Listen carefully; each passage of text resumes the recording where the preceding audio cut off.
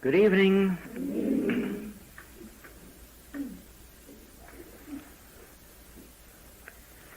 I know that you do understand this, but I give it to you because you will have occasion every single day of your life to remember what I am saying to you. The temptation in our work is to try to improve the human scene. We see a sick person and our first normal reaction is to want to see them well. We see an unemployed person and the very first thought is of how we can bring about employment. We see a poor person and the first thing that comes to us is how to bring supply to them. We see an unhappy person and our first thought is how to bring happiness to them, and if we persist in that, we will fail in our ministry. It is for this reason that even though you perceive what I'm saying to you now, tonight, that you will be under the same temptation tomorrow to violate it. And the next day, and the next day, and you never will outgrow it. Never unto the end of your days on earth will you overcome the temptation, at least once in a while, to automatically, in giving treatment, unconsciously desire to change the appearance into its opposite. Now that is natural to you, and that is natural to me. That is natural undoubtedly to Jesus Christ, or otherwise he would not have had to go away 40 days to the mountaintop to renew himself. He would not have had to go away from his disciples every once in a while to renew himself, because the only renewal that we ever need is to break the mesmerism of appearances. That is the only reason we ever have to pray. That is the only reason we ever have to commune. That is the only reason we ever have to go away to be still. There's no other reason. We are already beyond the temptation of stealing. We are already beyond the temptation of committing adultery. We are already beyond the temptation of lying or cheating or defrauding. So we don't have to go away to the mountaintop to pray about those things. But while we are not mesmerized by those forms of error, we are still mesmerized to some degree with good humanhood. We are not easily tempted into the bad side of humanhood, but we are easily tempted towards the good side of humanhood. And of course the good side of humanhood is only the opposite of the bad side, and in the end can be just as bad as the bad. So it is that, first of all, when we sit down to help ourselves or others, our first realization must be, or at least one of the realizations must be, I am not trying to change sick matter into healthy matter. I am not trying to change a little matter into a lot of matter. I am not trying to make unhappy people happy. My aim in this meditation is to realize, behold, and demonstrate the Christ. In other words, demonstrate Christhood of your being, of my being, his being, or her being. And that is why we are never attempting to get something or to get rid of something. We are never attempting to draw something to us or to force something away from us. Our entire ministry is Christ realization. Now, you, in your true identity, and this means he, she, or it, and their true identity is the Christ, is the offspring of God now. And there's nothing that you or I can do to make it so. It already is so. God already is the life of individual being. God already is the soul and the spirit and the mind. God already is the integrity of every individual. That is established in the beginning before Abraham was.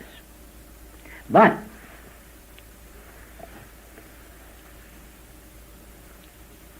it is not manifest. It is not visible until one, and one with God is a majority, until one individual can sit in silence and realize the Christ, spiritual identity, true identity. Now, of course, the Christ will never take form in your mind so that you won't see perfect man. You will only realize or understand or feel Christ. Christ isn't visible to the eyes, audible to the ears. Christ can't be touched with the fingers or smelt or tasted. Christ is really what you and I are, incorporeality, a state of divine consciousness. That is what we are. That is not what we appear to be to each other. Looking out through the eyes, we behold a finite concept, a limited concept, a material concept of that which actually is. The only way that I can describe this to you is to tell you that if you were to show me one of these 100,000-pound masterpieces of painting which are sold so often in Christie's, it would mean nothing more to me than some colored paint on canvas, and I probably wouldn't give you 10 pounds for it so far as value is concerned. It wouldn't represent more than that to me, because I have no awareness of what you would call painting. None whatsoever.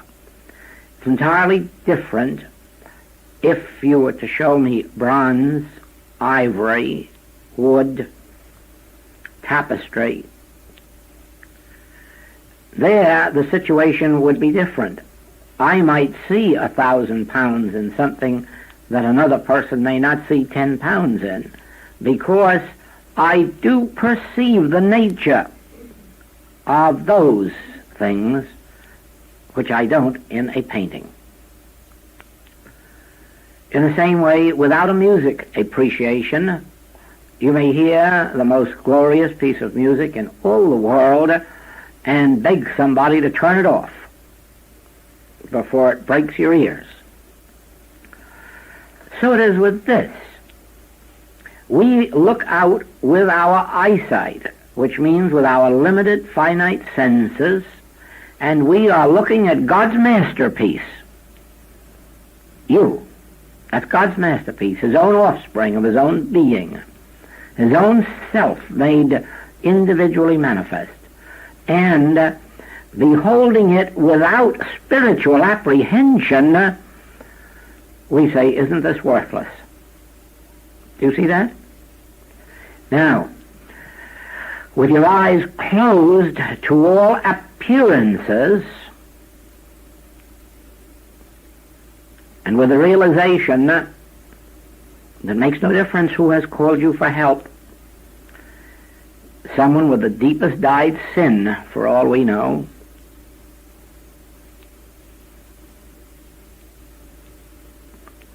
someone in a physical distortion beyond description.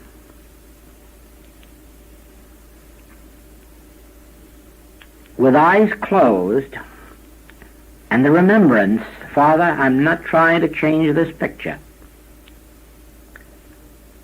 Give me thy grace to behold him as he is.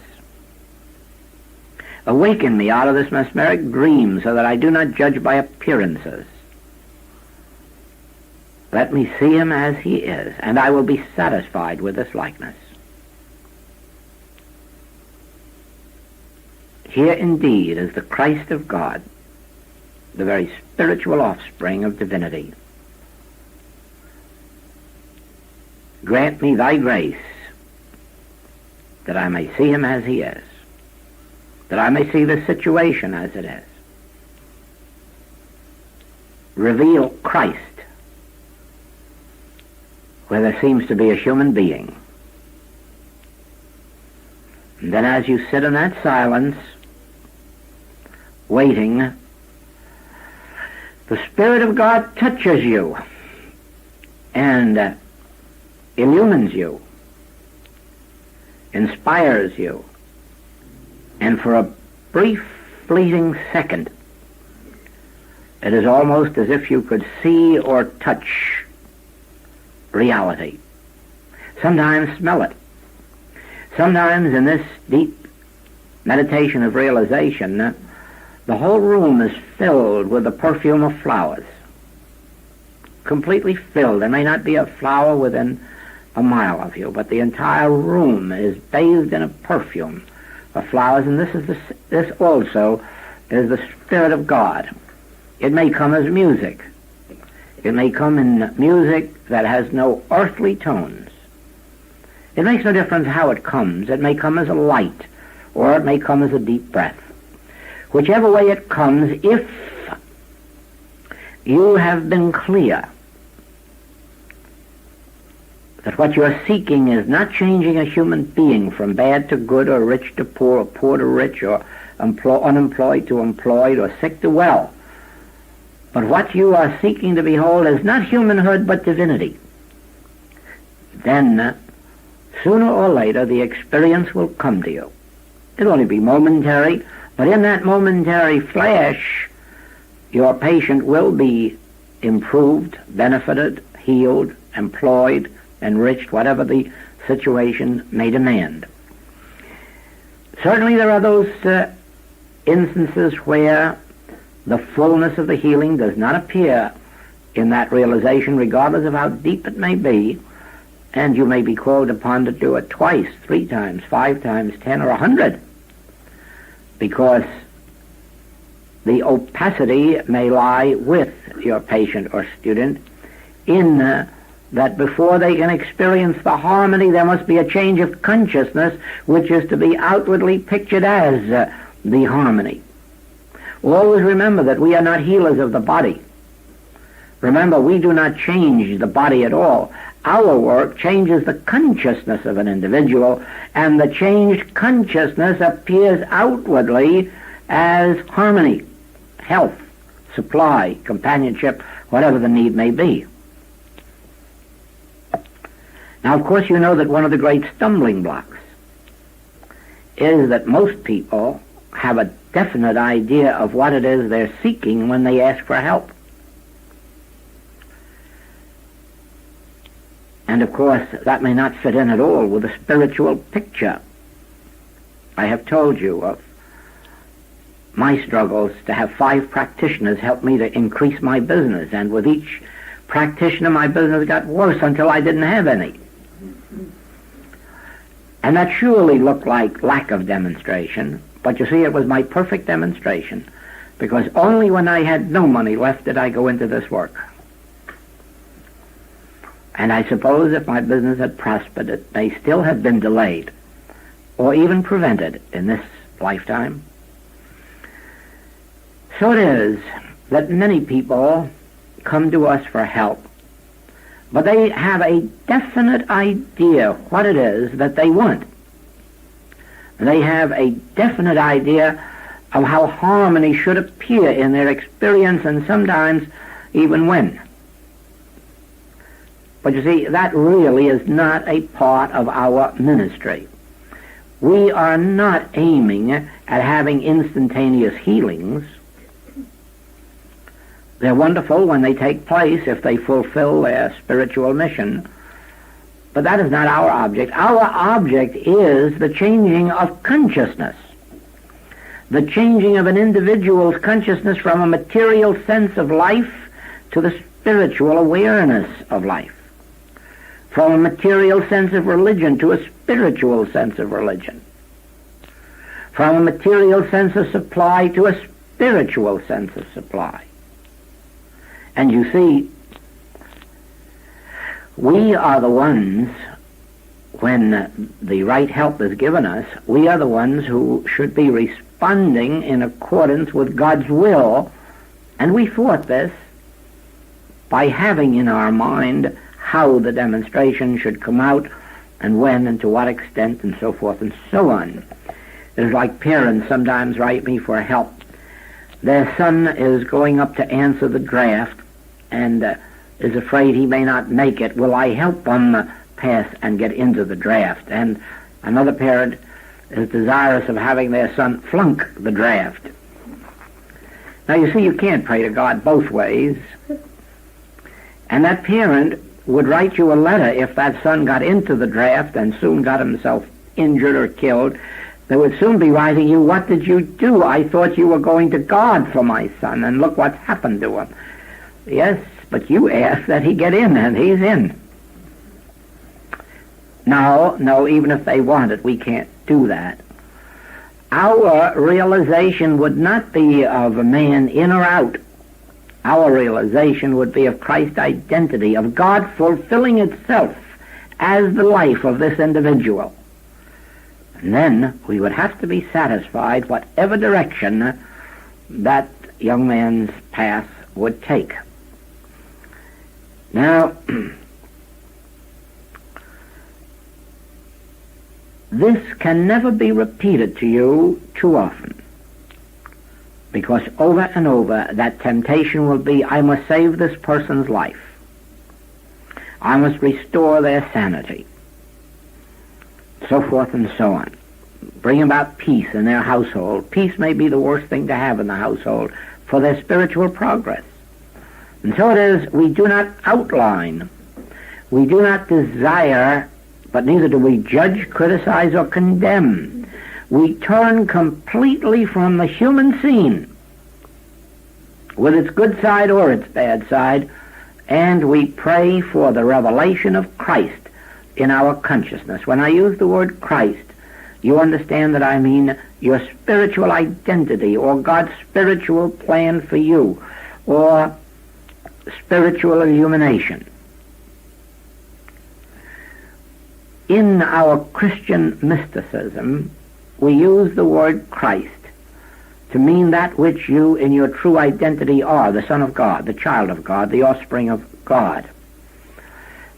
Actually, it would make no difference if we were to say revealed Buddha, because it means exactly the same thing, enlightened one, or Christ self, Christed one. So it isn't always, it makes no difference what our terminology may be. When we turn within, let us realize that we are turning within to behold the spiritual reality where humanhood is confronting us. And then, when we have that second of spiritual realization, which to us is interpreted to mean we have beheld the very Christ of God, the very spiritual reality of being, this then touches the consciousness of the patient or student and begins to transform it. You see, all experience is being transformed by the renewal of the mind, being renewed by the transforming of the mind. In other words, changing our nature from the man of earth to the man who has his being in Christ. Now there are two of us. There is the man of earth, which we are as human beings. There is the man who has his being in Christ, which is our true identity. The goal of life is to die daily to that man of earth, which we are as human beings, so that we may be consciously reborn as the spiritual being which is our true identity. Now,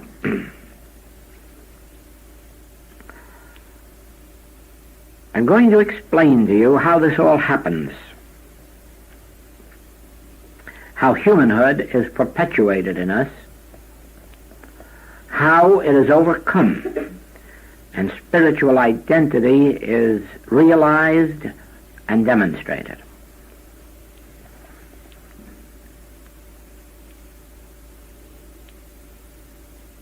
This is something that you will not give to your patients or your students. This is something that you will live with until you have actually demonstrated it in a great measure. A great measure. Because otherwise, giving out what you haven't got will not benefit the other fellow and may deprive you. Do not give out spiritual truth that you yourself have not attained some measure of realization.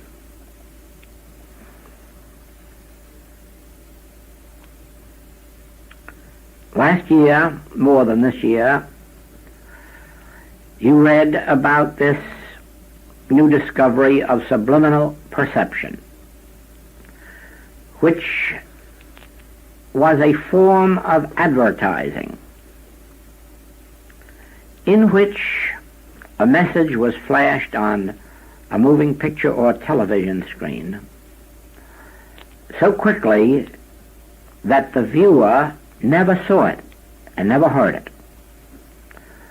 You never became conscious that it was taking place, either by sight or hearing. And yet, all of a sudden, you felt the urge to do what they told you to do. In one of their experiments, they told you in the midst of a moving picture, in a theater, to get up and go downstairs and buy Coca-Cola and popcorn. And in that few minutes, their sales increased 57% over their normal sales of popcorn and Coca-Cola. In another experiment on television, in your home, the message was flashed, go to the telephone. And you got right up in the midst of this interesting picture, and you went to the telephone, and when you got there, wondered what you were doing, and then remembered that you didn't want to telephone to anybody, and so you went back to your seat, not knowing that you had been acted upon. Your mind had been played upon. You had been used by the mentality of other people, and you had been made to obey their instructions. Now,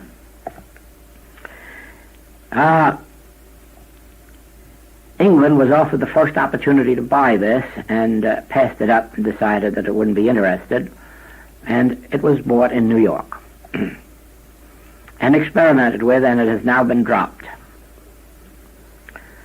So for all intents and purposes, it may amount to nothing further in the world's history.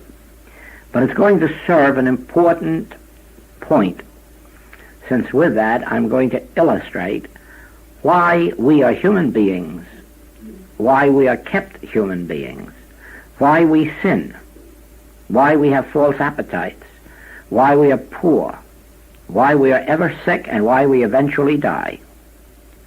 It is because of this very thing, subliminal perception. As you go back to the Infinite Way, the early books, you will see that it is written there that you are not responsible for any error that is touching your life, not even responsible for sins for lack, for hate, envy, jealousy. You're not responsible for a bit of that. All of that is a universal activity. The activity of that which Paul called the carnal mind. Now, he summed it all up in that term, the carnal mind. Centuries later, Mrs. Eddy coined the term mortal mind.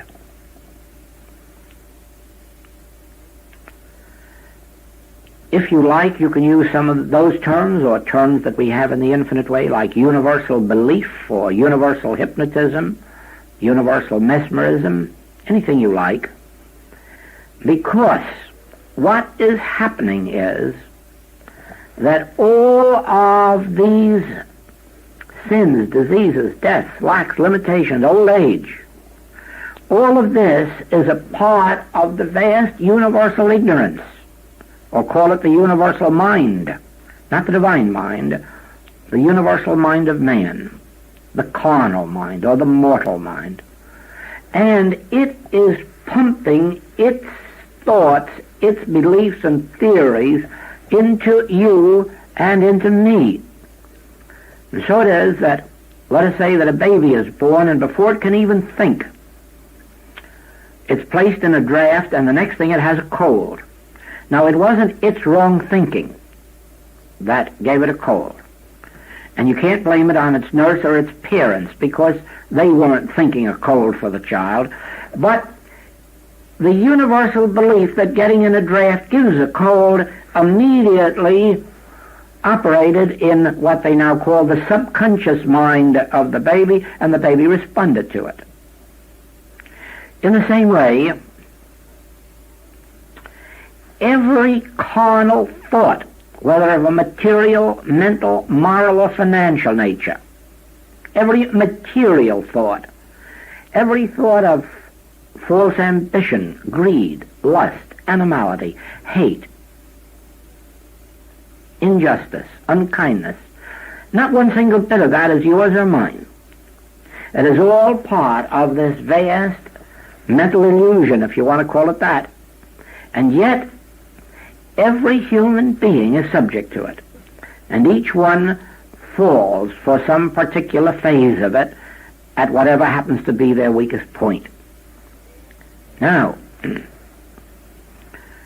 all of this is brought about unconsciously on our part, and probably unconsciously on anyone else's part, for there isn't such a person as a devil doing this to us in a personalized sense, and neither is there anybody in the world wicked enough to be capable of doing it to humanity. It is an aggregation, you might call it the sum total of everything that has happened since the days of Adam, of a selfish or personal nature that forms everything that has come up out of the original belief in two powers, good and evil. All of this sum total of evil is now floating right here in this room. Some of it has been brought in by nothing personal or other than what we'll call carnal mind.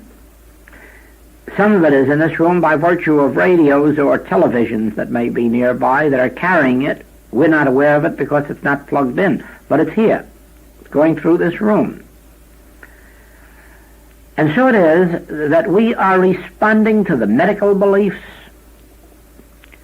We are responding even to the theological beliefs. If you knew how many people are sick because of their fear of hell and damnation, or fear of punishment, or fears of God that have been pumped into them in childhood, you would know that all manner of theories and beliefs are just lurking around in the air, and we, knowing nothing about this, the world knowing nothing about this, wakes up one day and finds itself with a cold, wakes up the next day, finds itself with indigestion, and the next day desiring to a diamond that it can't afford and has to finally steal, and so forth and so on. When you've worked enough with the sins of mankind, you'll find how true it is that there isn't really a sinner in all the world.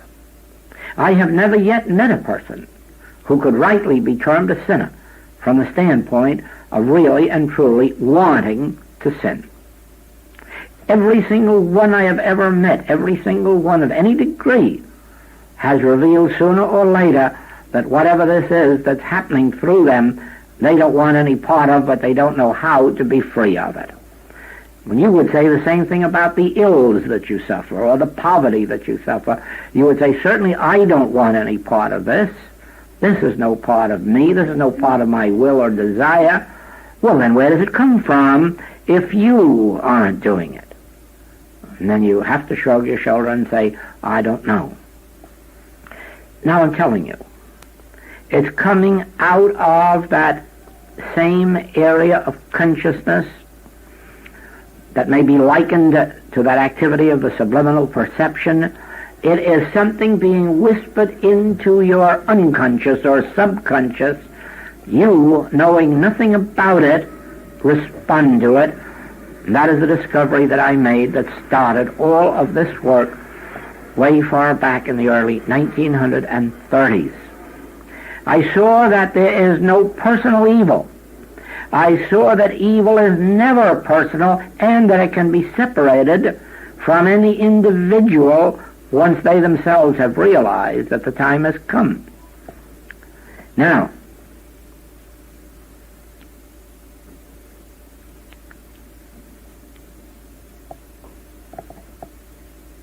the next step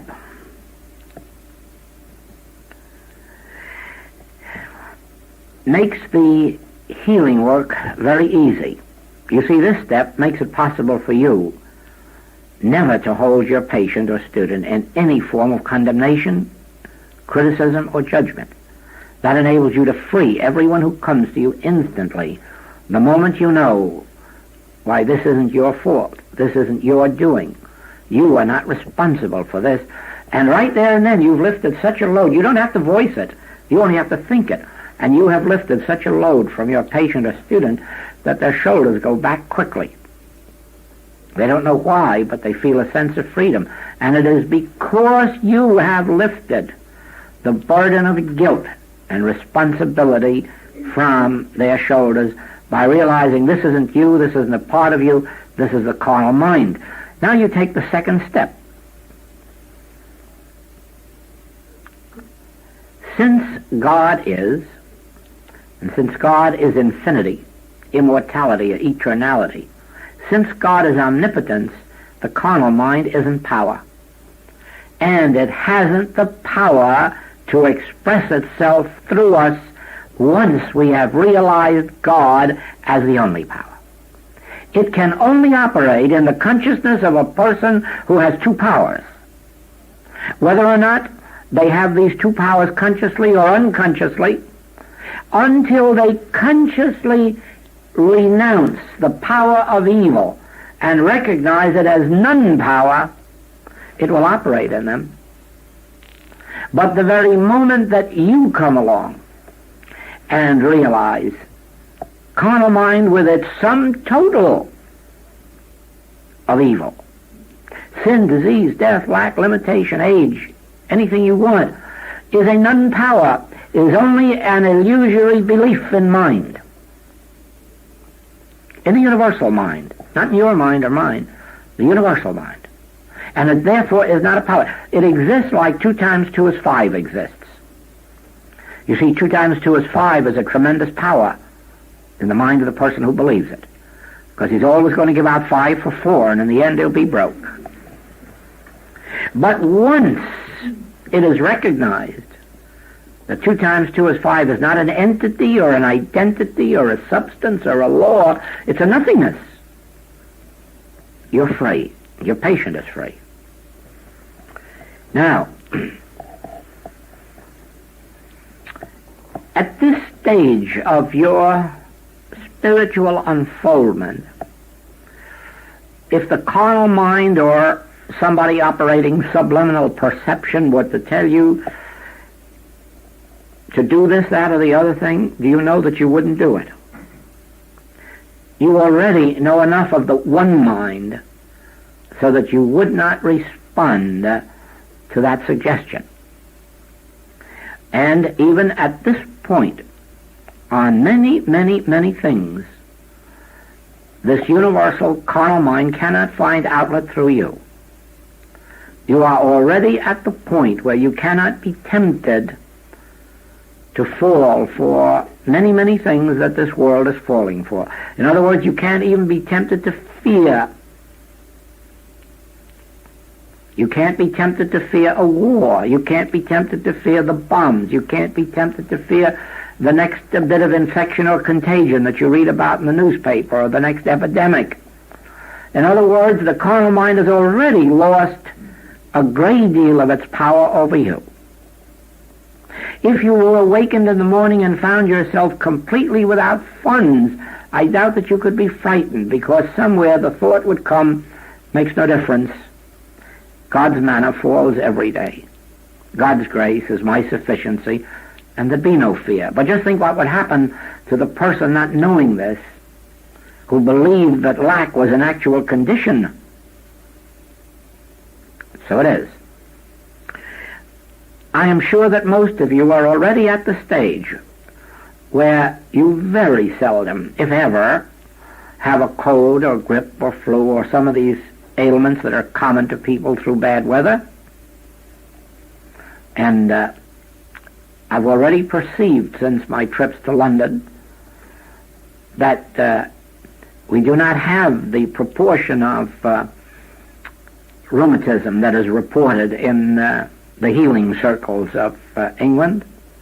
When you speak to these healers, evangelical healers and so forth, you find out that 80% of all their patients and of all the people who come to them are just crippled with rheumatism.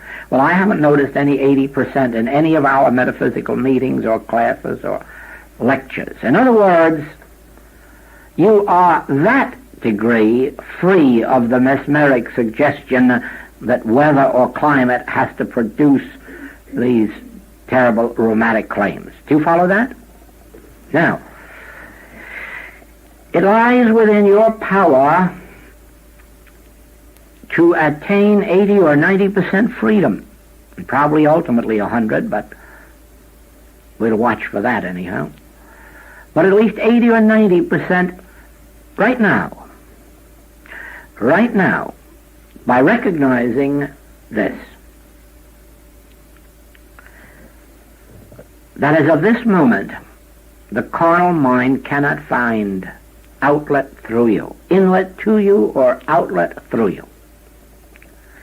Since in your true being, your Christhood, you are one with God, and it is the impartations from God which constitute your bread, your wine, your water, your substance, your resurrection, the harmony of your being. In other words, I am consciously one with God, and all that the Father hath is mine, and only that which is of the Father is mine. I am an instrument through which and as which God appears on earth. I am an instrument through which and as which God lives. In other words, there is no me. That which you identify as me is God appearing as me. It is the life of God, the soul of God, the mind of God, the reality of God, the allness of God made individually manifest. And my oneness with God constitutes my oneness with that mind which was in Christ Jesus, with the very soul which is God. I am the inlet and the outlet for all that is heavenly and divine, and only that which is heavenly and divine. And the devil cometh and findeth nothing in me, says the Master. Mortal mind or carnal mind may present itself to me, and I am not home to it. I do not receive it or respond to it. I do not hear it, taste it, touch it, smell it.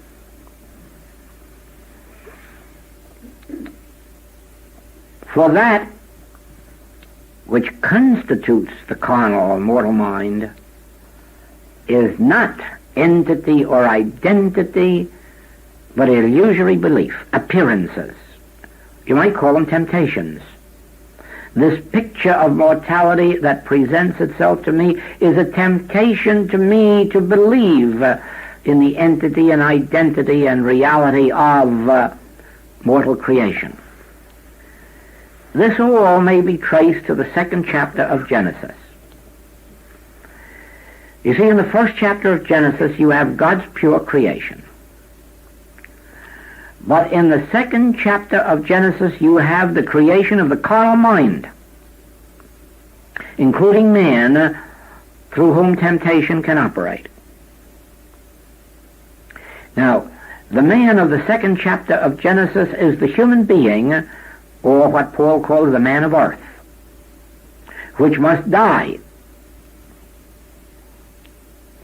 And the man made in the image and likeness of God, constituted of all God qualities, that is the man who has his being in Christ.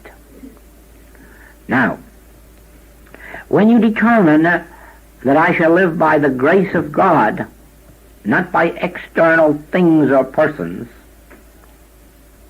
that the grace of God is my sufficiency, that in the presence of God is my fullness of life, and I no longer am dependent on man whose breath is in his nostril, not even princes, and I'm no longer dependent on thoughts or things, since I'm consciously one with my creative principle, God, Spirit. And therefore my life is spiritually governed, spiritually guided, spiritually fed, spiritually lived. Now, from the moment that you recognize that all error is impersonal, never blame a person for any form of evil, yourself or anyone else, remembering that every form of evil is as impersonal as every form of good. Never can you take credit for being good or just or benevolent or moral, honest, loyal, faithful. That's an impossibility. Whatever of such qualities we possess are God qualities. They represent God expressing itself as our individual qualities, characteristics, and nature. Whatever evil may be expressing itself through you or me at any given moment is the degree in which we are accepting carnal mind as power, and either ignorantly or carelessly permitting it to function in us. That is why the Master says, ye shall know the truth, and the truth shall make you free. You've got to know it. And you have to know it consciously. And until the carnal mind is completely dead in you, you have to know it constantly. This does not mean to set up two powers and start protecting yourself from one of them or fearing one of them. Remember, I have told you in the past that in the earliest stages or days of Christian Science, Mrs. Eddy recognized mortal mind as a term denoting nothingness. And it was only afterward that students began to look on mortal mind as if it were a power to be afraid of. And they began to say, look what mortal mind is doing to me, or can you give me some protection from mortal mind today? Do you follow that? And so mortal mind became the same power that in religious circles the devil had. Do you see that? Now, the enlightened Christian scientist of today, the one who is still doing good healing work, is one who has never lost sight of the fact that mortal mind isn't a power but a term denoting nothingness. Not something to be fought, overcome, risen above, or destroyed. There aren't many such, because that term mortal mind has fooled so many. And where that hasn't fooled them, personalizing error has. So that you find some who fear Roman Catholicism, and you find some who fear Judaism, and some who fear Orientalism, and some who fear communism. And by personalizing it, they have made themselves victims of it. Do you see that? Now, it is in the same way as if you were to go around fearing that you might steal. Just keep fearing it often enough, and you probably would succumb sooner or later, or fearing an accident. Just drive a car fearing an accident long enough, and I'm sure you can coax yourself into one. So it is. If you personalize error in any form, you are making yourself a victim of it, and your patients and your students. That's why it is an error to say to a patient or a student, you must be more loving, or you must be more forgiving, or you must be more grateful. That's all nonsense, because that is personalizing the error. If you find that your patient is not loving, is not kind, is not gentle, is not spiritual, then relieve your patient of that burden by realizing these negative qualities don't belong to you. They're part of the carnal mind, and the carnal mind is the arm of flesh, nothing. And free your patient. Don't hold them in bondage to it. Certainly, how often it happens that a patient says, oh, my trouble is sensuality, or the practitioner says, oh, I've discerned that you're too sensual. Oh, you see, that just pins it on to the individual and makes healing an impossibility. If you do detect those things, then it's only a sign that this individual is being handled by that subliminal perception, that universal or carnal mind in that way. Then realize that this is an attribute of that nothingness called carnal mind, and it cannot use the child of God as an avenue, as a channel, as an instrument, because it's a nothingness itself. No presence, no power, no law to sustain any such thing. Now,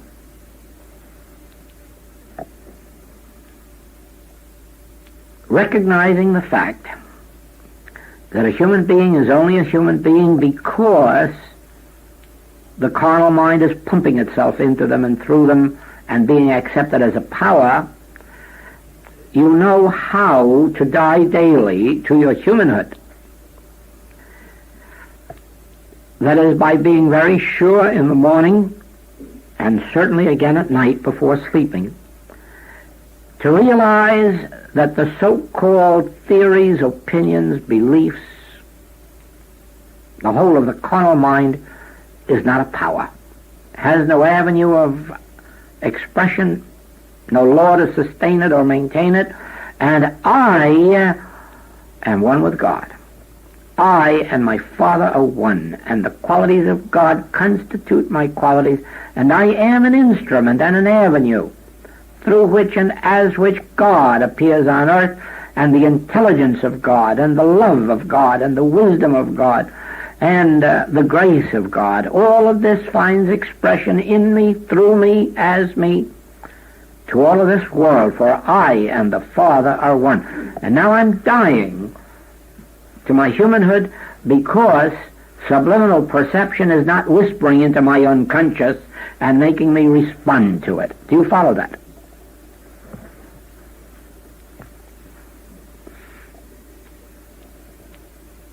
The mystery of life is really not a mystery. The mystery of life, harmonious, is the understanding of one's true nature, one's true identity, and relating oneself constantly and consciously to one's source. And then realizing that aside from this, nothing is power, nothing is law, nothing is cause, and nothing can have effect.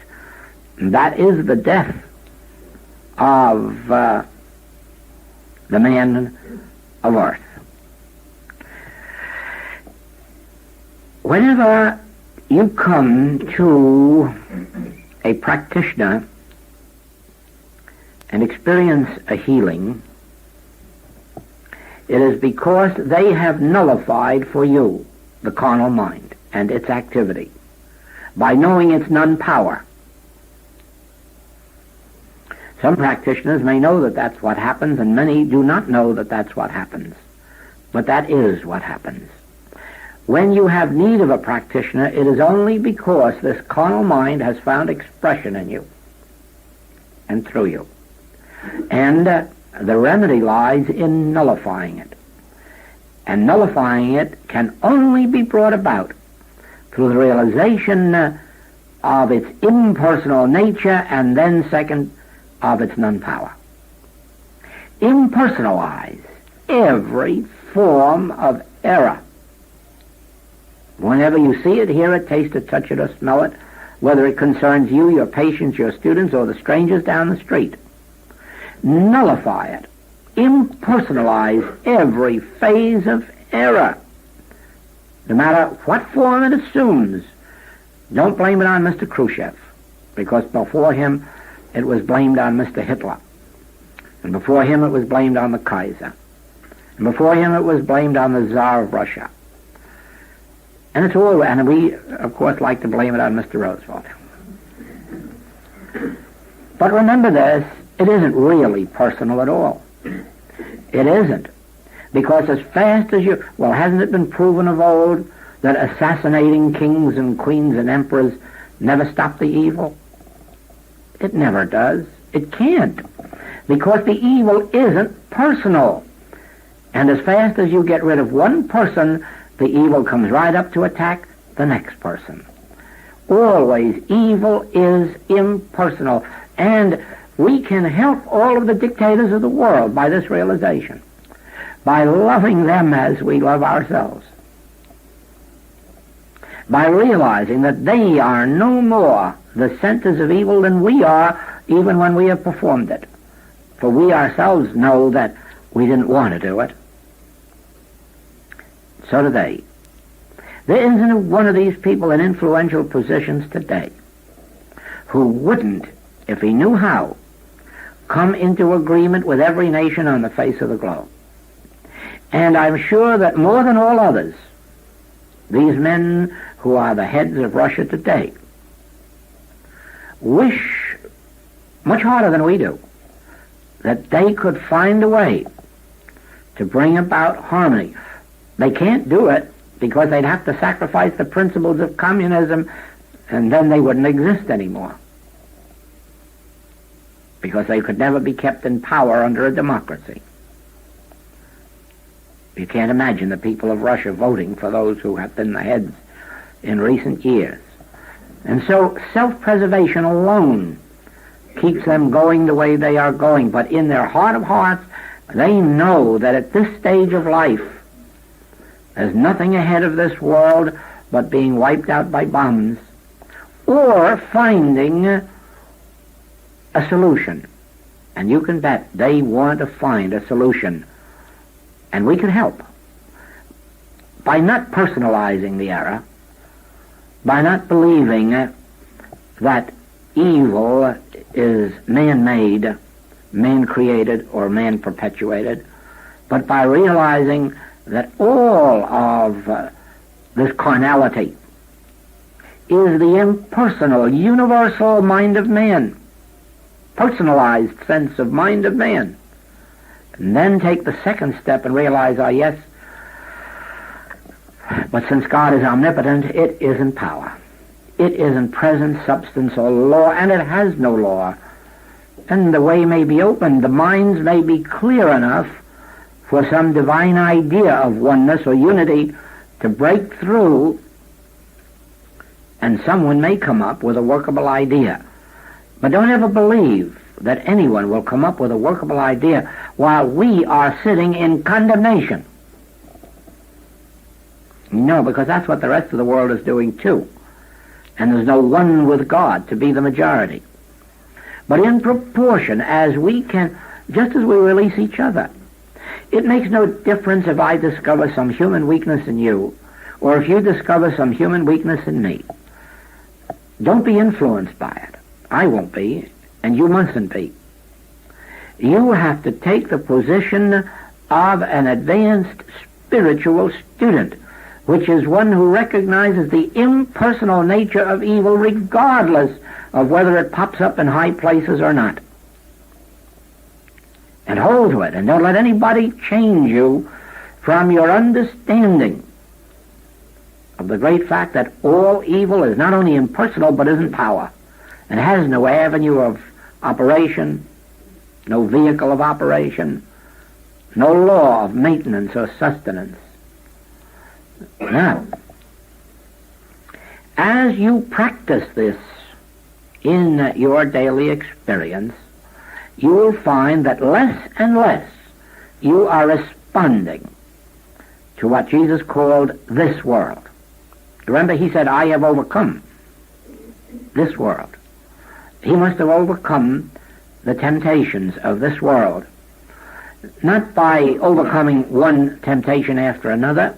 He did that in the wilderness when he overcame the three. But by recognizing that you are of your father the devil, in other words, impersonalizing it, and then realizing, but thou hast no power. There is no power save that which cometh of God.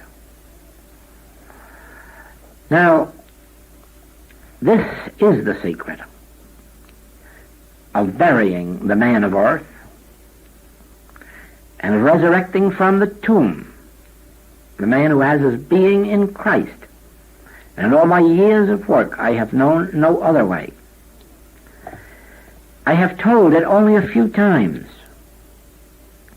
because without the background that you have, there is no basis of your understanding it. The first tiny measure of this to come into print will be in the October letter. And carry that with you till it wears out, then get another copy until it appears in book form. Because I have watched and witnessed what this does to an individual's life when they are no longer being influenced against their own will and wish to be stupid, to be mean, to be stingy, to be unloving or unforgiving. I've witnessed what it does when we are no longer responding to mortal mind, carnal mind, human belief. And then when you realize that just as a plant draws its sustenance from the root, so do we now, as that man who has his being in Christ, derive our sustenance from our root, and our root is God. Until tomorrow night, huh?